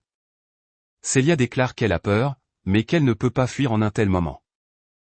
Léonie pense que Celia montre beaucoup de promesses, et qu'il ne peut pas laisser ces créatures ruiner une aussi excellente créature. Celia élimine ensuite quelques vides, et Léonie se charge du reste à l'aide d'un sort de feu. Celia est surprise de voir cela, et Léonie déclare qu'il y en a d'autres qui arrivent. Il remarque un grand vide ressemblant à un dragon, et se souvient que cela lui rappelle des souvenirs. Pendant ce temps, 3 vides de classe ogre viennent attaquer la 18e escouade, et Sakuya s'occupe d'eux avec sa lame de foudre. Regina et les autres s'occupent ensuite de tous les vides dans un rayon de 300 mètres, et il remarque un vide de classe hydro loin, pensant que celui-ci pourrait être un peu plus difficile. Léonie vérifie ensuite le vide en forme de dragon, et il ne peut pas croire que même la puissante race des dragons ait été réduite à des vides. Il pense qu'un sort ordinaire ne sera pas suffisant pour tuer cette créature si elle a la même résistance magique qu'un dragon, et il demande à Celia de tenir les autres vides occupés pendant qu'il lance un puissant sort. Celia combat alors les autres vides, et Léonie profite de ce temps pour jeter un sort.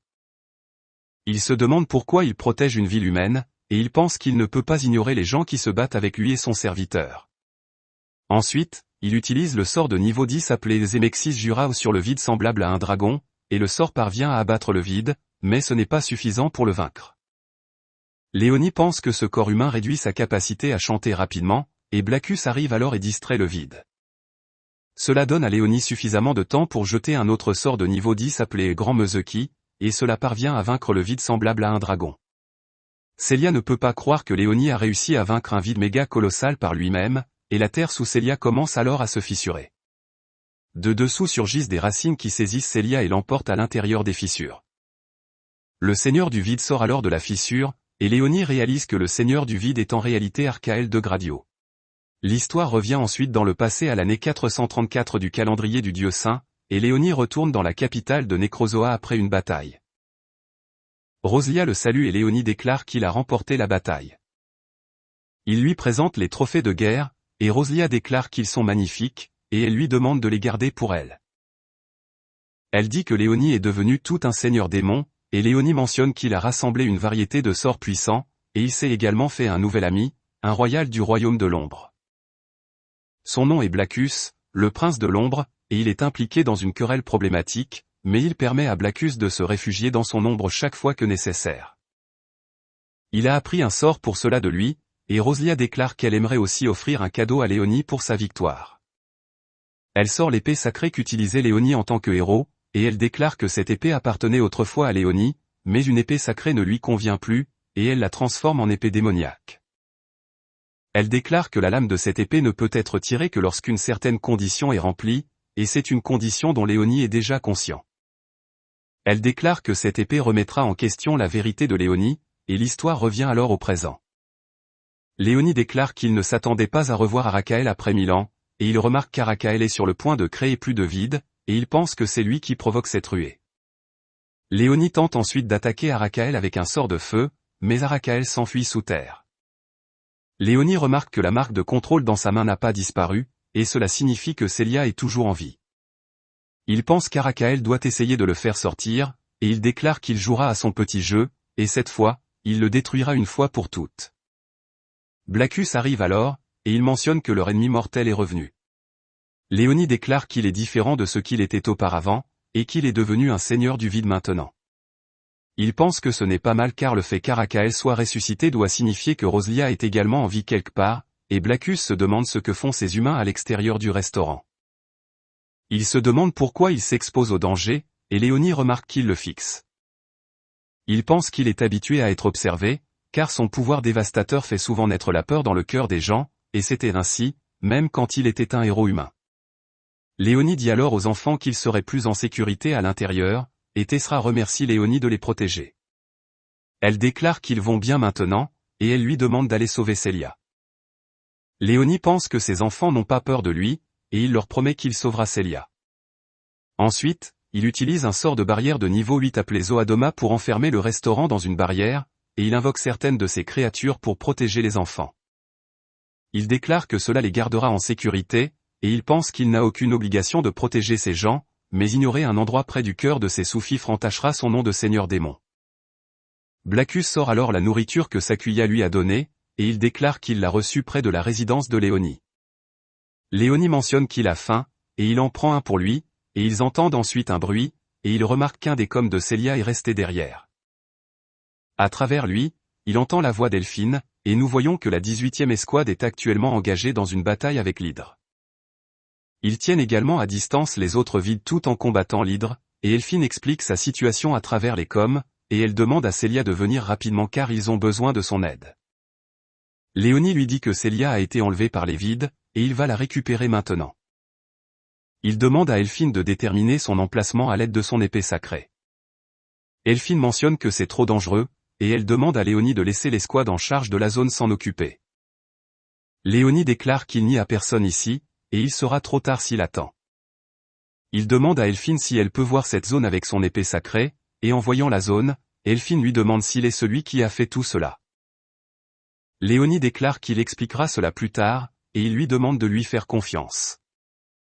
Elphine localise ensuite la biosignature de Célia à l'aide de son épée sacrée, et elle découvre que Célia est dans le bloc de la centrale électrique. Pendant ce temps, nous voyons que l'Hydre tente d'attaquer Elphine, mais Chéri la sauve. Se cache ensuite et pense que Léonie l'a fait travailler jusqu'à la moelle. La scène passe ensuite à Léonie se dirigeant vers la centrale électrique, montée sur Blackus, et Blackus mentionne qu'il sait où se trouve cet endroit.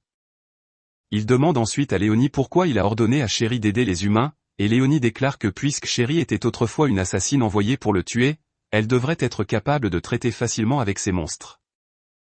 Il déclare que les capacités de l'épée sacrée d'Elphine sont très utiles, et Regina est la domestique de son sous-fifre.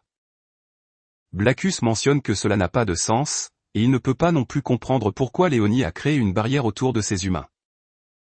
Léonie admet alors qu'il a pris goût aux humains, et Blackus déclare que c'est très caractéristique de Léonie. Tous deux entrent ensuite dans la centrale électrique, et Léonie demande à Arakael de rendre son sous-fifre. Il l'attaque avec un sort de feu, mais le sort n'a aucun effet sur Arakael.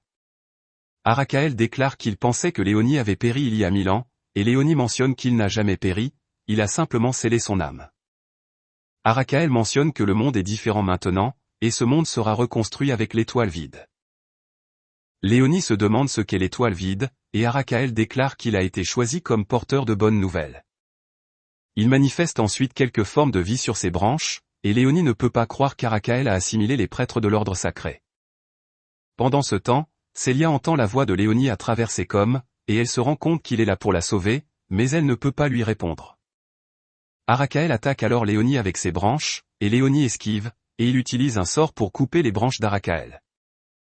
Blackus remarque qu'il manque de magie à la seconde, et Léonie pense qu'Arakael doit absorber leur mana car toute cette zone est son domaine.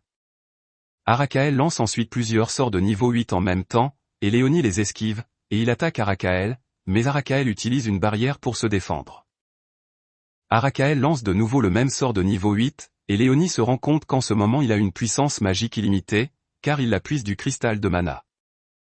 Il peut lancer plusieurs sorts à la fois avec les prêtres qu'il a assimilés, et il dit à Blackus que les choses vont devenir folles. Pendant ce temps, Célia pense qu'elle doit aider Léonie à se battre, et elle essaie de se libérer, mais ses liens sont trop serrés, et elle commence à saigner. Elle invoque ensuite son épée sacrée et essaie de se couper les liens, mais en vain. D'autre part, Léonie et Blackus lancent ensemble un sort de feu, et Arakael le contre-attaque avec un sort. Nous voyons que Célia a manifesté des lames à partir de son sang, et elle les utilise pour se libérer. Léonie remarque alors où se trouve Célia, et il la touche avec quelque chose. Cela fait apparaître des ailes de sang chez Célia, et elle se libère de l'emprise d'Arakael. Arakael demande à Léonie ce qu'il a fait, et Léonie déclare qu'il a simplement alimenté son sous-fifre avec un peu de son sang imprégné de mana. Léonie regroupe ensuite avec Célia, et il déclare qu'elle semble avoir pris en main ses pouvoirs de vampire. Arakael mentionne qu'il va écraser Léonie, et il utilise un puissant sort. Blackus réalise qu'il a l'intention de brûler toute la ville, y compris lui-même, et Léonie déclare qu'il va se débarrasser d'Arakael, et il demande à Célia de lui gagner du temps. Célia utilise alors des lames faites de son sang pour protéger Léonie, et Léonie pense qu'il n'a plus besoin d'être discret car il a son sous-fifre de retour maintenant, et il révèle que la condition pour tirer son épée démoniaque est de protéger son royaume. Il tire ensuite l'épée sacrée scellée dans son bâton, et il déclare que désormais il revendique le 7e jardin d'assaut comme son domaine. Il dit que tous ceux qui résident ici deviendront désormais ses sous-fifres, et il aura le devoir de les protéger. Il manie ensuite l'épée démoniaque nommée Dinslef, et Blackus est surpris que l'épée démoniaque ait reconnu la décision de Léonie. Arakael lui demande comment il a obtenu cette épée, et il déclare qu'il est impossible de changer le destin calamiteux du monde. Léonie mentionne qu'il conquérera le destin de ses propres mains, et il utilise la technique d'épée appelée Rania Lost pour vaincre Arakael. Après cela, les forces à l'extérieur s'occupent des vides, et celles de la salle de contrôle remarquent que de nouveaux vides ont cessé d'apparaître, et leurs forces réduisent le reste d'entre eux. Il confirme la disparition du Seigneur du Vide, et il semble que la centrale électrique se soit éteinte après une libération explosive d'énergie. Vide pense que le vide a dû rencontrer sa fin lorsqu'il a été emporté dans la fusion de la centrale électrique, et il pense qu'ils ont vraiment de la chance. Léonie revient ensuite à la surface avec Célia, et il retrouve le reste de la 18e escouade. La scène passe ensuite à Léonie couchée sur son lit, et il pense qu'il a des muscles endoloris après avoir utilisé les compétences à l'épée enfermée dans l'épée démoniaque. Il déclare que son corps humain n'a pas pu supporter le stress de cela, et il est également complètement vidé de mana. Célia apporte ensuite un sandwich à Léonie, et elle lui donne également une médaille fabriquée par les enfants de la maison Sunnyspot. Léonie pense qu'il a revendiqué l'humanité comme sujet de son royaume, et c'est son devoir de protéger quiconque rend hommage au roi des morts. Célia déclare ensuite que l'utilisation de son épée sacrée consomme beaucoup de sang, et elle demande à Léonie si elle peut boire un peu de son sang. Léonie lui permet de le faire, et Célia aspire le sang de son doigt. Les autres filles font irruption dans la pièce à ce moment, et elles se demandent ce que Célia fait. Célia déclare qu'elle ne fait que soigner la blessure de Léonie, et ailleurs dans la mer, nous voyons que la princesse de la cité impériale se rend au jardin d'assaut, et elle est partie après avoir entendu la nouvelle de la ruée. Son garde lui demande s'il devrait faire demi-tour maintenant que la ruée est terminée, et la princesse déclare qu'elle aimerait montrer sa gratitude envers les saints épéistes qui ont défendu le jardin assiégé, et ils continuent leur chemin. Après cela, Léonie déclare que la ville a beaucoup souffert des conséquences des vides, mais que les efforts de restauration sont déjà en cours. La centrale électrique, la source d'approvisionnement en mana des humains, a également été gravement endommagée, et jusqu'à sa réparation, les humains mettent en place des dispositifs pour convertir les rayons du soleil en mana. Il déclare qu'il a officiellement revendiqué cette terre comme son royaume, mais il y a encore des choses qu'il ne comprend pas. Léonie pense qu'il doit faire des recherches et se dirige vers la voûte, mais un esprit lui refuse l'accès. Léonie ne peut pas croire que les esprits aient réussi à survivre jusqu'à présent, et l'esprit dit à Léonie de déposer une demande auprès du bureau pour entrer dans la voûte. Regina arrive alors et taquine Léonie en frottant sa poitrine contre lui. Léonie se demande pourquoi elle est là. Regina déclare qu'elle est venue rendre un logiciel vidéo et a vu Léonie, puis lui demande ce qu'il fait ici. Léonie explique qu'il est venu faire des recherches sur l'ancien langage écrit sur les ruines où il était piégé, espérant comprendre comment retrouver sa mémoire. Regina mentionne que cela doit être difficile de ne pas se souvenir de leur propre passé et lui demande de laisser faire. Elle demande à l'esprit de la laisser entrer dans la voûte, et bien qu'au début l'esprit la refuse, il finit par lui permettre d'entrer. Ensuite, Léonie demande à Regina si elle est une médium, et Regina déclare que c'est juste un tour de passe-passe, lui demandant de garder cela secret. Elle mentionne que la Fondation Philae est l'entreprise qui fabrique les esprits artificiels, et Léonie ne peut pas croire que même les esprits sont produits artificiellement de nos jours. Il lui demande alors des informations sur les vrais esprits, et Regina explique que les esprits sources étaient en grande partie disparus lorsque l'invasion des esprits a commencé, mais elle a entendu dire qu'ils errent toujours dans de vieilles forêts. Ils reçoivent ensuite une invitation du bureau administratif à assister à une cérémonie de félicitations. Regina explique que toute leur escouade y est invitée et Léonie remarque que cela aura lieu sur un navire appelé le SS Hyperion, animé par la 4e princesse impériale, Altiria Reo-Eltriz. Léonie déclare qu'il se rendra au port après avoir terminé ses recherches et demande à Regina de partir sans lui. Regina mentionne qu'elle ne participera pas à la cérémonie et prend congé. La scène passe ensuite aux bêtes discutant d'un plan pour kidnapper la 4e princesse, dirigée par le Lion Noir, Beastea. Jacques, un elfe, déclare qu'ils pourront libérer leur frère s'ils prennent la princesse en otage, et Gerdé, un loup-garou, est en colère contre les humains pour les avoir mis dans une décharge comme ça et l'avoir appelée une zone de conservation, alors il devrait leur faire quelque chose à pleurer. Elsa, un gobelin, mentionne que les humains possèdent des épées sacrées, et ils ne le font pas, alors comment vont-ils tenir contre eux? Ils commencent alors à se disputer sur ce qu'il faut faire, et un elfe noir arrive, les appelant l'Alliance du Loup Alpha. Elle déclare qu'ils semblent manquer de solidarité, mais qu'elle serait prête à les aider, partageant leur haine des humains. Elle mentionne qu'elle leur accordera un pouvoir supérieur à celui d'une épée sacrée, et elle manifeste quelque chose semblable à une épée sacrée. Utilisant son pouvoir, elle donne une épée similaire à Beastea, et Jacques mentionne que seuls les humains sont censés manifester une épée sacrée.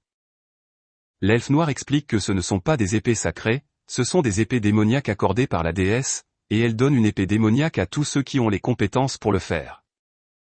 Elle suggère qu'ils devraient détourner le Hyperion avec la princesse, et Gerdé mentionne qu'ils peuvent également naviguer directement vers la capitale pour récupérer leur frère.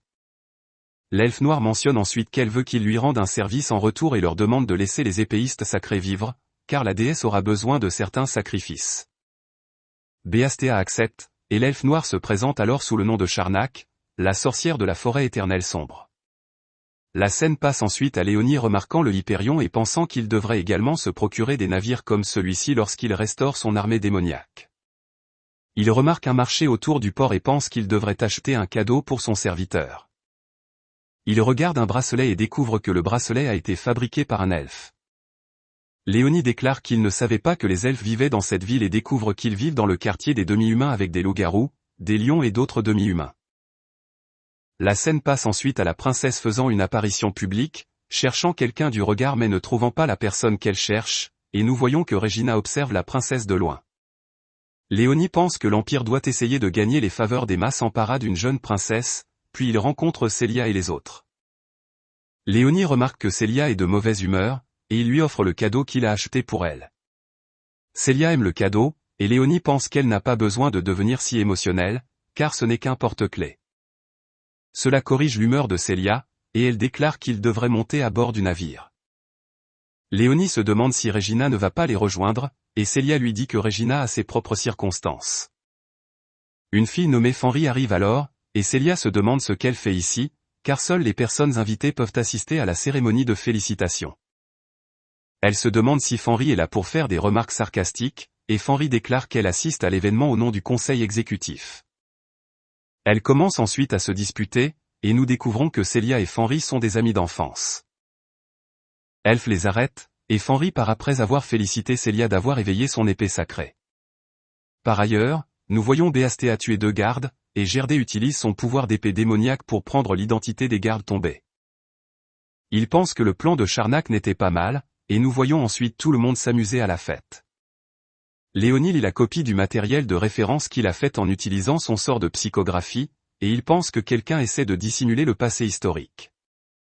Il déclare qu'il n'y a pas une seule mention des 6 héros ni des 8 seigneurs démons, et apparemment la plupart des documents ont été opportunément perdus pendant l'invasion du vide. Chéri arrive alors, et Léonie mentionne qu'il ne lui a jamais dit de se déguiser en personnel de service. Chéri déclare que Léonie lui a dit d'enquêter sur le navire de guerre, et Léonie lui demande ce qu'elle a découvert. Chéri rapporte que ce navire est également alimenté par un cristal de mana, et ses défenses sont similaires au jardin d'assaut.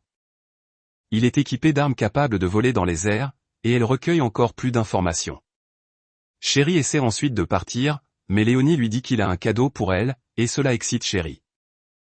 Léonie lui donne ensuite un charreau, et Chéri mentionne qu'elle n'est pas sûre que des choses périssables qualifient comme cadeau. Célia arrive alors, et elle demande à Léonie de venir nager avec elle. Léonie remarque que les enfants du restaurant sont aussi là, et Célia explique que la princesse souhaite traiter tout le monde de manière égale, donc elle a invité des gens de toutes les classes sociales. Ils demandent tous à Léonie de venir jouer avec eux dans la piscine, et Léonie déclare que son corps n'est pas conçu pour flotter dans l'eau, et il n'a pas de maillot de bain. Ils se demandent si Léonie ne sait pas nager, et Célia déclare qu'elle a un maillot de bain pour lui. La scène passe ensuite à Célia enseignant à Léonie comment nager, et Léonie pense qu'il a toujours du mal à refuser à son serviteur. Il pense qu'elle porte aussi un maillot de bain osé, et il devra la réprimander pour cela. Il remarque ensuite que tout le monde sur le navire le regarde, et il est embarrassé de voir les enfants nager mieux que lui. Nous voyons ensuite que Regina traîne toujours autour du port, et la scène passe à la princesse se dirigeant pour prononcer son discours, mais tous ses gardes sont tués par des bêtes. Il capture également la princesse, mais elle laisse l'esprit qui l'accompagne s'échapper. Charnac arrive et mentionne que laisser la clé maîtresse s'échapper ne change rien, et pendant ce temps, les autres bêtes prennent en otage les personnes dans la salle des spectateurs. Léonie pense que les bêtes pourraient avoir des complices, et il décide d'attendre son moment. Gerdé utilise ensuite son épée démoniaque, et Fenry pense que les demi-humains ne peuvent pas utiliser d'épée sacrée. Elle tente d'utiliser son épée sacrée, mais Elsa l'arrête. Jacques utilise ensuite son épée sacrée, la pomme bombe, et il mentionne que si quelqu'un essaie d'activer son épée sacrée, la pomme explosera. Les demi-humains prennent alors tous les dispositifs de communication des humains, et Baldur leur demande ce qu'ils veulent. Gerdé déclare qu'il veut qu'ils libèrent leur frère, et Fenry mentionne que l'Empire ne négocie pas avec les terroristes. Gerdé tente alors d'attaquer Fenry, mais Elsa l'arrête car Charnac leur a dit de ne pas faire de mal aux demi-humains car ils sont des sacrifices pour la déesse. Gerdé déclare qu'il se comportera bien car il a reçu ses pouvoirs de la déesse, et Léonie part en disant à Célia qu'il va s'assurer que la princesse est en sécurité. Pendant ce temps, dans la salle des machines, la princesse active le moteur du navire et demande à Charnac si elle va vraiment respecter sa promesse de ne pas faire de mal aux innocents maintenant. Charnac déclare qu'elle le fera, et Béastéa mentionne qu'il devrait se diriger vers la capitale. La princesse remarque qu'il y a un récif du vide sur leur chemin, et Béastéa lui demande de l'éviter, mais Charnac lui dit de faire s'écraser le navire contre le récif. Elle mentionne que les épéistes contaminés par le miasme du néant seraient une offrande parfaite pour la déesse, et elle se moque des plans des bêtes. Béastéa tente alors d'attaquer Charnac, mais Charnac prend le contrôle de son épée démoniaque pour le tuer. Elle demande ensuite à Girafe le léopard de lui obéir s'il ne veut pas mourir, et dans le port, Regina remarque que le navire est sur le point de partir. Elle pense qu'il devait partir demain, et elle remarque alors le carboncle de la famille royale. Elle reçoit un message enregistré de celui-ci et en l'écoutant, elle découvre que la princesse est en danger. Elle monte ensuite à bord de l'Hyperion avant qu'il ne parte, et ailleurs sur le navire, on voit que Léonie s'est perdue. Il pense qu'il va se frayer un chemin jusqu'au pont car il devrait être au-dessus de lui, mais Regina arrive et mentionne que sa petite sœur est en danger. Regina dit ensuite à Léonie que lorsqu'elle est née, il y avait une étoile rouge brillante dans le ciel, et on l'appelait la calamité écarlate, un mauvais présage. Les enfants de la famille royale ne doivent pas naître lorsque cette étoile est visible, et selon les règles, le roi l'a condamnée, la 4e princesse, à la mort.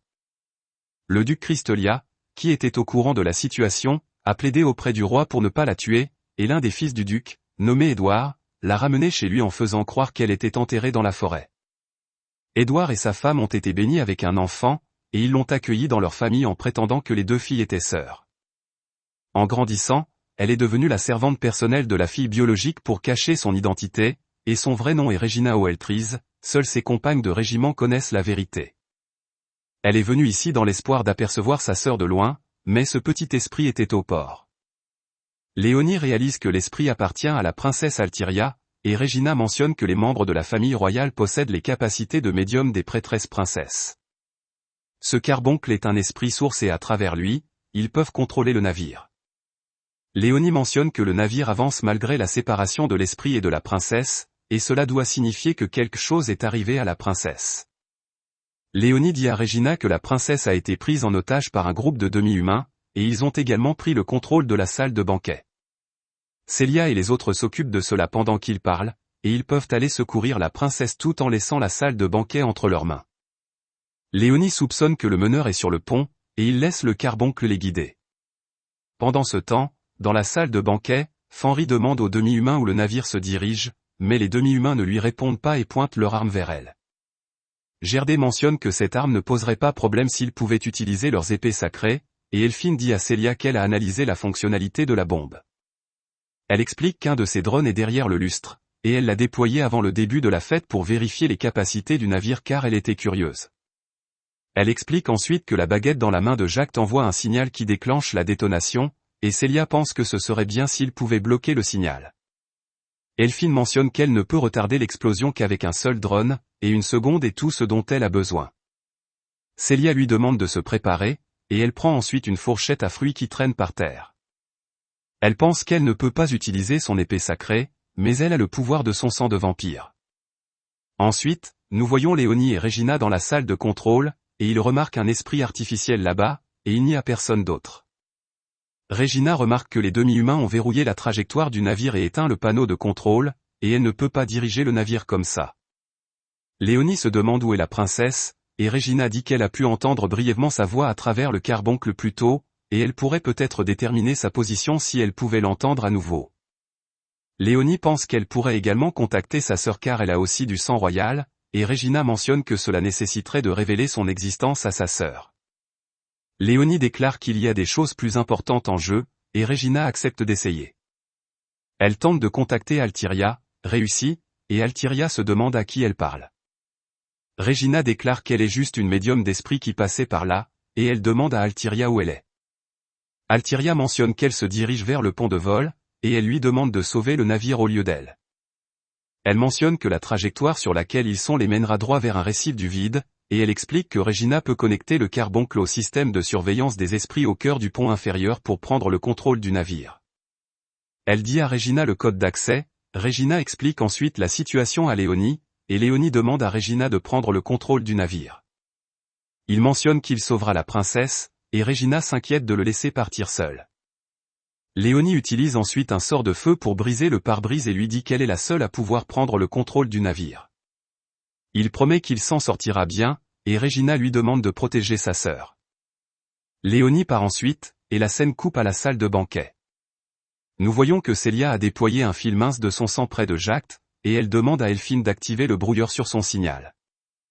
Fenry demande ensuite aux demi-humains de laisser au moins les enfants s'échapper sur le canot de sauvetage, et le pilote automatique devrait pouvoir les ramener en ville. Gerdé lui dit de se taire en la menaçant de la tuer, mais Elsa l'arrête.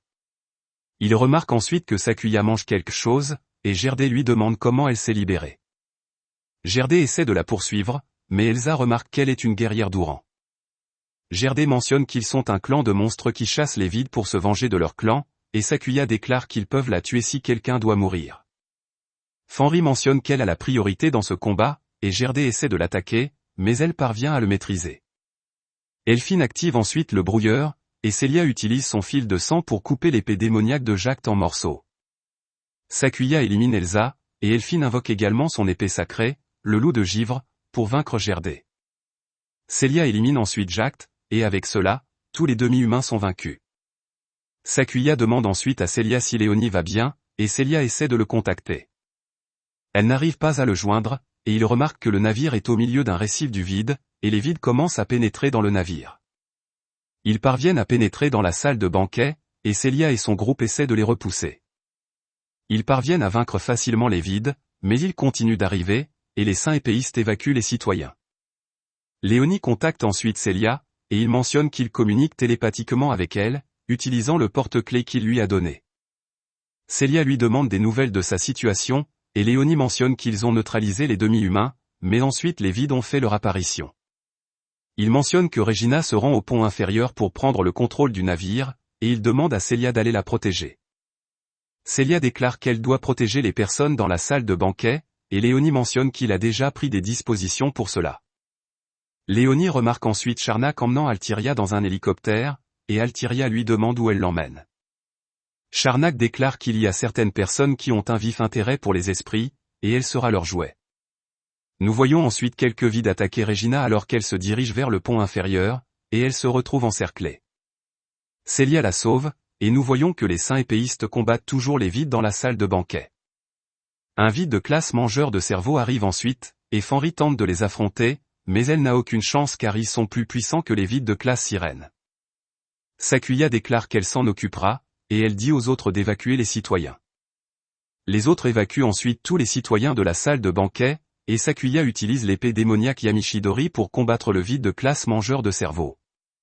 Pendant ce temps, Célia et Regina se dirigent vers le pont inférieur tout en se débarrassant des vides qu'elles rencontrent, et Regina prend ensuite le contrôle du navire. Elle révèle que le code d'accès est la Calamité écarlate, et elle se souvient qu'Altiria lui a dit que la Calamité écarlate est le nom d'une étoile sinistre, mais ce sont aussi les deux mots qu'elle ne pourrait jamais oublier. Regina fait alors faire demi-tour au navire à 180 degrés, et Charnak essaie de décoller en laissant Girafe derrière pour mourir, et les vides tuent Girafe. Altiria remarque que le navire change de cap, et elle pense que le médium d'esprit doit avoir fait cela.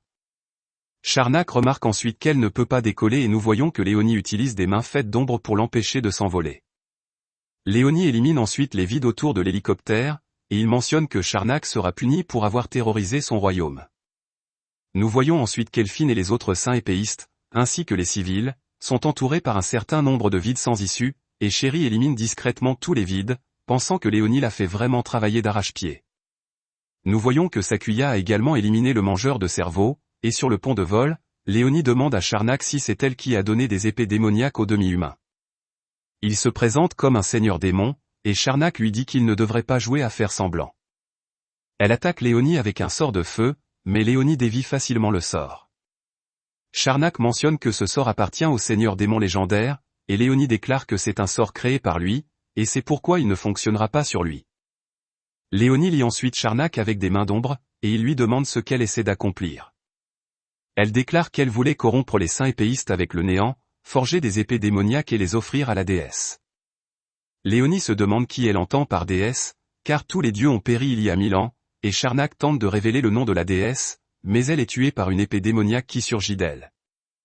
Cette vision fait s'évanouir Altiria, et Léonie remarque que c'est l'épée démoniaque tueuse de seigneur démon appelée Zolstar Muzeki. Il se demande pourquoi elle est là, et nous voyons que Charnak s'est transformé en seigneur du vide avec l'épée démoniaque. Léonie utilise ensuite la sorcellerie de niveau 8 pour attaquer le seigneur du vide, mais le seigneur du vide absorbe l'attaque en raison de la propriété de l'épée démoniaque de contrer la sorcellerie. Le seigneur du vide tente ensuite d'attaquer Léonie en se téléportant au-dessus de lui, et Léonie esquive. Regina remarque cela depuis une caméra sur le pont, et elle attaque les vides sur le pont à l'aide de mitrailleuses. Elle parvient à éliminer tous les vides plus faibles, mais cela n'est pas suffisant pour vaincre le seigneur du vide. Regina tire ensuite des missiles sur le seigneur du vide, et Célia utilise l'un des missiles pour venir en aide à Léonie. Léonie demande à Célia de lui gagner du temps, et Célia le fait, et Léonie utilise ce temps pour activer son épée démoniaque. Il utilise ensuite son attaque Ragna Lost pour se débarrasser du seigneur du vide, et la scène coupe à Altiria remerciant les saints épéistes pour leur courage et leur bravoure. Elle mentionne qu'elle a également vu un jeune saint épéiste parmi eux, et Célia déclare qu'il n'a pas pu venir car il se sentait mal. Altiria mentionne qu'elle aimerait également adresser ses remerciements à la médium d'esprit qui a pris le contrôle du navire, et Célia déclare qu'elle ne se joindra pas à eux en raison de circonstances atténuantes. Elle mentionne qu'elle lui a demandé de transmettre un message, et elle a dit qu'elle était ravie que la princesse soit saine et sauve, et elle lui a souhaité un avenir joyeux. Pendant ce temps, nous voyons que Léonie a des muscles endoloris à cause de l'utilisation de l'épée démoniaque, et il pense qu'en fin de compte, il n'a pas pu recueillir d'informations sur la déesse. Regina vient alors le voir et déclare qu'elle lui a préparé une tarte aux pommes. Léonie lui demande si ça va de ne pas voir sa sœur, et Regina mentionne que ça va, car elle a pu lui parler. Elle l'embrasse ensuite pour le remercier, et Léonie lui demande de ne pas le taquiner, et Regina mentionne qu'elle le remercie seulement, et elle lui demande de garder cela secret vis-à-vis de Célia. Merci d'avoir regardé les parties 1 à 8, le reste des parties sera sur ma chaîne. N'oubliez pas de liker et partager la vidéo si vous l'avez appréciée, et assurez-vous de vous abonner et d'activer la cloche de notification pour continuer à recevoir les nouvelles mises à jour de récapitulatives d'anime.